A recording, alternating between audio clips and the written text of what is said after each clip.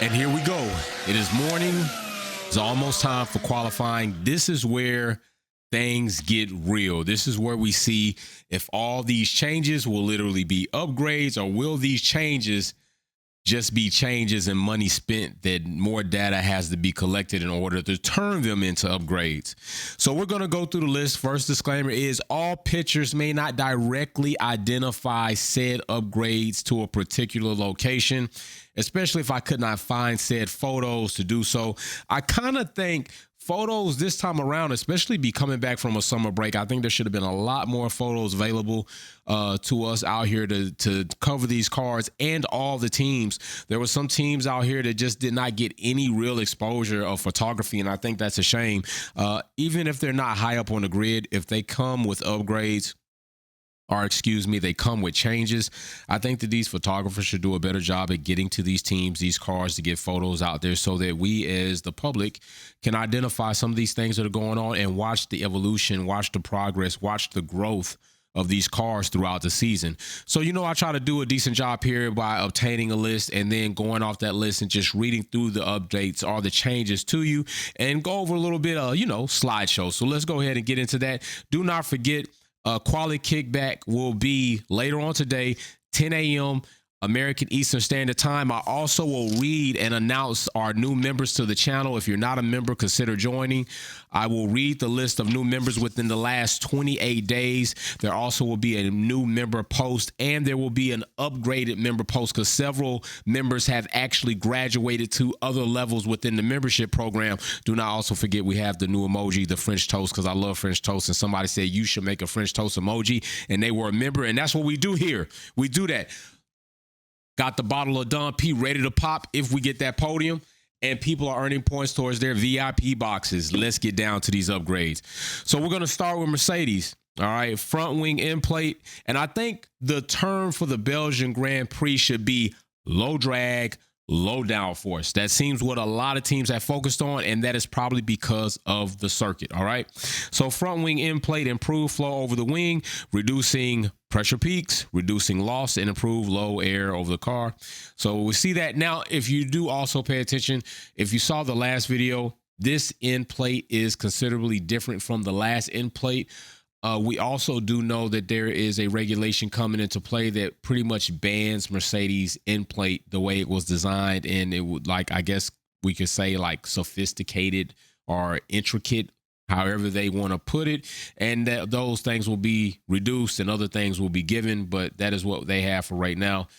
Going forward, we got the floor fence for improving the flow that feeds into the floor vortex system. We got the floor body, reduced wing cord, reducing wing load. And then we have rear wing, which is also reduction in wing load, basically drag load, wing load. Okay, so we want less drag, downforce, less downforce. You kind of you do both. You go less downforce, you're kind of going less drag. All right, but I do like the way the rear wing looks. A couple little different flicks, very sharp corners, and they also did the flap area was readjusted for this. The wing looks it's nice and squared out. I do like it. Now, does it work? We will see. Especially with Mercedes playing around with the floor after they just kind of seemed to get out of a porpoising situation. They were one of the teams that had the worst porpoising by far at the beginning to the mid, to leading into the mid part of the season. A few races out from there, it seemed like they remedied that, and now they've gotten kind of bold to try to take a stab at reprofiling this floor. I don't know how that's going to turn out, but Mercedes is doing it smart. One car, not the other.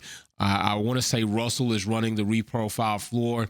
Hamilton is not. Up until now, Hamilton has been taking the blunt end of these experiments, and it has definitely cost him so, especially the safety car situation and other situations. But don't get it twisted. Russell is out here running hard, top 5 anytime he finishes a race. Russell is on his way to growing to be a good driver. I don't know if he will be great. We will have to see in time. Too many people handing out great trophies for one and dones. All right, so let's move forward. Next, we have Red Bull. Coke engine cover, gain cooling range, reduce consequences when open.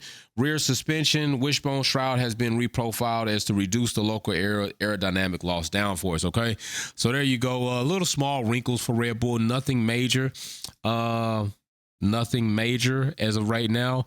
Some little small changes. I think they're happy with where their car is and where their car is competing.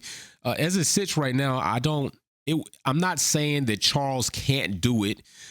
I'm just saying that right now, Max is so far out of reach. Max is so far out of reach because Red Bull is not out of the woods yet when it comes to the Constructor Championship. So I'm going to leave it at Max is so far out of reach right now with Charles. Charles, even if he went and won every race to the end of the season, unless Max finishes off podium, like 4th, 5th, and 6th majority of the time, which I don't see that happening.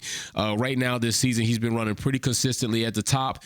Red Bull's on their game, and the car is looking good. And luckily, at the beginning of the season, Red Bull and Ferrari landed in a very good spot with the new regs and new cars, which at some point in time became questionable to a good amount of us, giving the floor situation that came out and was reported and was announced by authorities that teams have been flexing beyond the 2 millimeters. They didn't list out the teams, but they said teams have been, and they listed out a number, which was by as much as 6, which is kind of suspicious. Maybe that team could be Ferrari. Maybe it could be Ferrari and Haas. Maybe it could be Red Bull. There are several, hypotheses and theories out there. Nothing has been directly proven. So with that being said, we'll move on to the next team, and that is going to be McLaren. And McLaren is going to get the award of upgrades galore. McLaren bringing more upgrades than they did last time. I think they got it last time with 7. This time they one up it with 8 registered upgrades, starting with the diffuser in the rear wing. Once again, low drag rear wing, beam wings, reducing aerodynamic drag. Rear corner, something else they're going into. Rear corner is, what do they do here? Reducing drag again. Cake, an engine cover, reduce cooling capacity, which is also something Red Bull was doing. And I think that is going to be track specific. Cooling louvers, again, blanking plates with the cooling, playing the cooling game. The rear corner, they had winglet added to similarly improving local flow and aerodynamics, and front suspension to be aligned better with local flow. Okay, so they revised the track ride fairing, improving the local flow. So that is something that is pretty much also going on. Other teams have kind of done things similar to that. Everybody's trying to play with the flow, reduce drag, reduce downforce, trying to get that speed up. And a lot of these changes are really track specific. All right.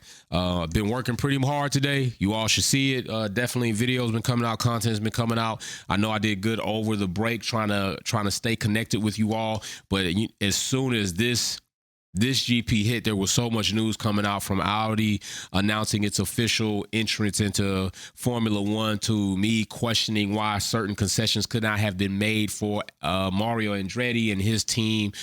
And the whole situation, Oscar Piastri and Daniel Ricciardo is still going on. So there is a lot of crazy things going on, but we're going to get to BWT Alpine, which is one of the teams in the midst of this storm of controversy. On Monday, they will go and talk to the CRB, which I think is the Commission of Reviewing Boards, or contract review board. I believe that's what it is. Monday, basically they're going there for a decision on if they will have the right or the authority to withhold Oscar from moving on to a different team and hold him there to put in an Alpine car or put in another seat of their choice.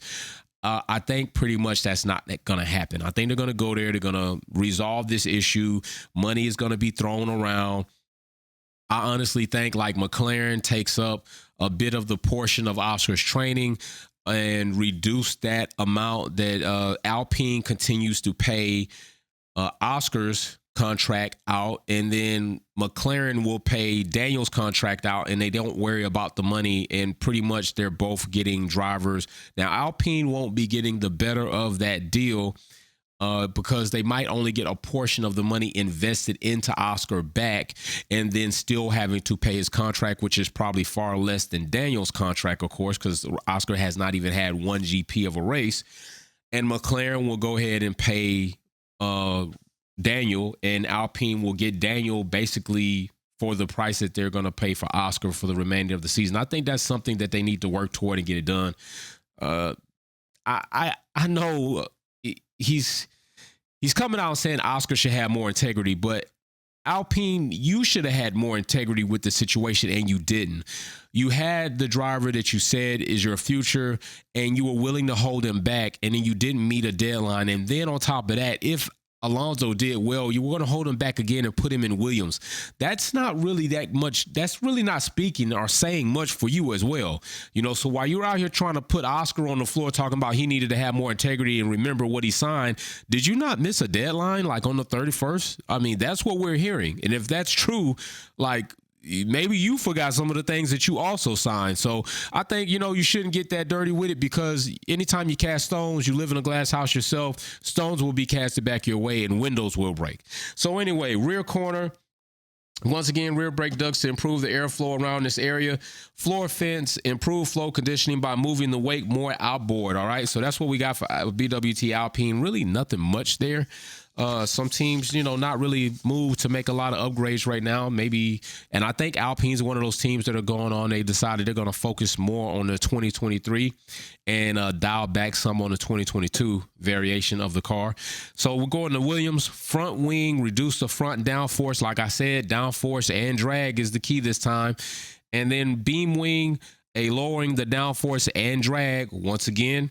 And then we're going to come to the rear wing, lowers the downforce and drag once again. I told you this is something that it seems all teams are focused on, and it is circuit specific. It's not probably. Another thing that I'm going to say about Spa, the Belgian GP, I think almost I'm ready for it to come off of the list. I am. Because last season, do you remember the race here? Yeah, it wasn't a race. It wasn't much of a race at all. It was rained out. It was ugly. Fans got cheated and gypped out of their damn money that they spent to come see a Formula One race and didn't see anything but rain, and it was horrible. And now here we are again, kind of battling with the moisture situation and rain. And if we get here Sunday to race day and we run into the same situation, you might want to start looking at leaving this track, right? Or perhaps coming here a different part of the season, because I think it would be largely unfair to the local and the people that travel here to see this race. And if you go 2 years back to back and that happens again, I definitely think you need to consider that. So we're going to move on. Rear wing, that did that downforce. That's what we got into.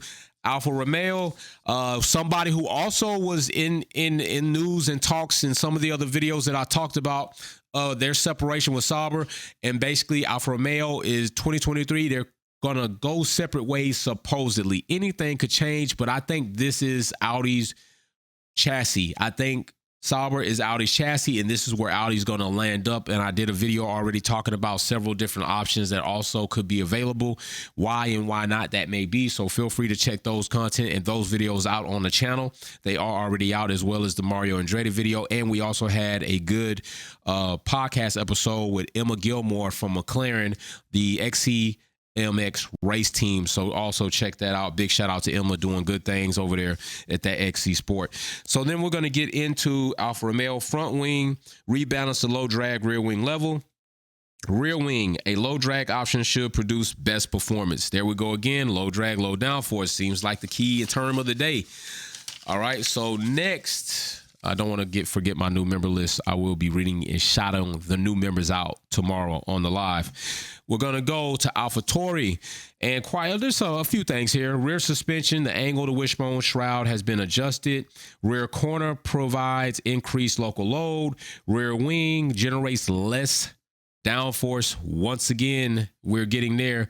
And then other thing was the beam wing generates less downforce. So those are the areas that AlphaTauri focused on to change. Next, Aston Martin. A lot of things going on there, right? Alonso's going there. Vettel's retiring. Now, I will make another video about some movement and some possibilities that could take place, especially with Audi coming in, and Audi not only just being a team, but also running a power unit manufactured, both coming and manufactured in Germany. Several people are wondering, does Audi also acquire said driver? So we will get into that as well. So if we go into Aston Martin, front wing just achieves lower aero balance, rear wing reduce rear wing load, and hence drag. Okay, that is what they got going on. That is like I said, that's the term of the day. Low downforce, low drag. more speed. We're going to get into that, and there's that rear wing. Now, if you notice on this rear wing, the controversial wing is not there with the said built-in end plates, and that is because I think, one, that wing is more of a high drag downforce type wing. Now, I don't know if maybe some of that configuration could have been brought over to this low downforce, low drag wing, but I also start to wonder if maybe the controversy got so built up that maybe things are going on behind the scenes that maybe that wing is going to be banned. Now, I did a video on that about designs being banned, so you can check that video out too, and why I thought maybe if other things have been banned and mentioned in regulations in black and white, why has this and other things maybe not been that? Because I think they are on equal ground so far as the changes. And the next team we're going to get to is an American team that's not so American, Haas. Haas. So we're going to get to Haas. Haas not doing much, rear corner and the beam wings, reducing drag, reducing drag, reducing drag, reducing drag. That's what we're doing, reducing drag. All right, so that's what they got going on. Those are the updates, and they're not upgrades until they produce progress, podiums, power, and position changes. All right, so until then, these are just changes, and we're waiting to see if they're actually going to be upgrades. So we will see, and I will see you live for qualifying later today.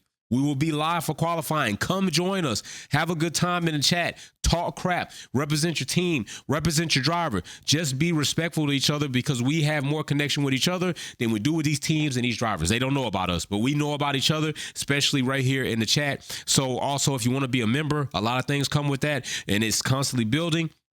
And members, I will post in the member chat if you all want to do a Zoom meeting post the race and finale lap, or you want to do the Zoom meeting post quality watch. So I will put that up, let you all vote on that, and we will set that Zoom meet up. That is another thing that you get being a member. Plus, I bring guests to the Wolves Den, is what we call it, and you as members get to question and ask your questions live to the guest. All right, so working on the next guest for that, and I'm not going to give it away. I already told my members pretty much who I'm trying to work on with that guest list. So, hey, just build it. See you in a little while for live qualifying. Peace. Thanks for watching another episode of Wolfpack Performance. Don't forget to check out some of my other content on Formula One and motorsports topics. Like, share, subscribe, and we go live on the weekends. See you soon.